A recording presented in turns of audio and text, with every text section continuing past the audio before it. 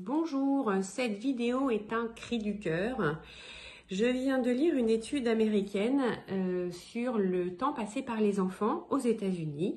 Ils passent entre 4 à 7 minutes par jour dehors, à un extérieur, et 7h30 par jour sur un écran. Sachant qu'en général, dans 10 ou 15 ans, ça va nous arriver, il faut vraiment qu'on en parle parce que les études ont vraiment montré clairement la consommation de temps d'écran et on a la courbe de dépression, tentative de suicide, harcèlement, qui est exactement linéaire à cette consommation d'écran chez les enfants, chez les adolescents, les jeunes adultes. Donc c'est un vrai problème, les écrans. Je pense que là, les études, on en a. Mais il y a les écrans, mais il y a ne pas passer du temps en extérieur.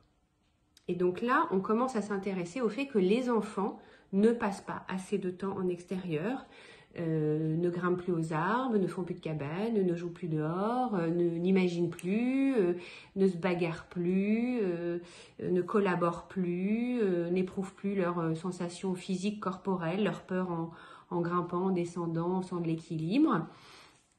Et ça pose donc un vrai problème. Le périmètre des enfants autour de leur maison a été aussi calculé et nos grands-parents, ils faisaient 10 km à pied pour aller à l'école, ils faisaient tout à pied, il n'y avait pas de problème sans surveillance. Et puis nos parents, et puis nous, et puis nos enfants.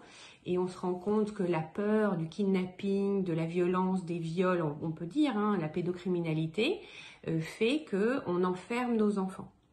Or là, les études montrent que il n'y a même pas le pourcentage pédocriminalité, tellement les autres chiffres de dépression, de problèmes sociaux, de phobie scolaire, enfin je vous passe tous les soucis qu'il y a. On a 70% d'explosion de pathologies psychologiques, psychiatriques chez l'adolescent. Par rapport au risque, en fait, c'est pas du tout là où on a peur au bon endroit. Donc, quand ils sont petits, on croit qu'on les protège en les mettant à la maison avec un écran. Et en fait, à l'adolescence, c'est la catastrophe.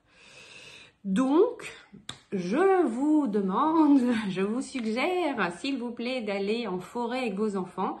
Vous vous mettez dans un petit coin pour faire le pique-nique ou le goûter et vous les laissez grimper, faire des cabanes, faire des barrages. Et vous intervenez pas, vous les laissez explorer, imaginer. Mais il faut qu'à nouveau nos enfants passent du temps à l'extérieur de nos maisons. Faire du vélo, enfin tout ce que vous voulez, mais sortons-les de nos maisons. Voilà, merci pour nos enfants.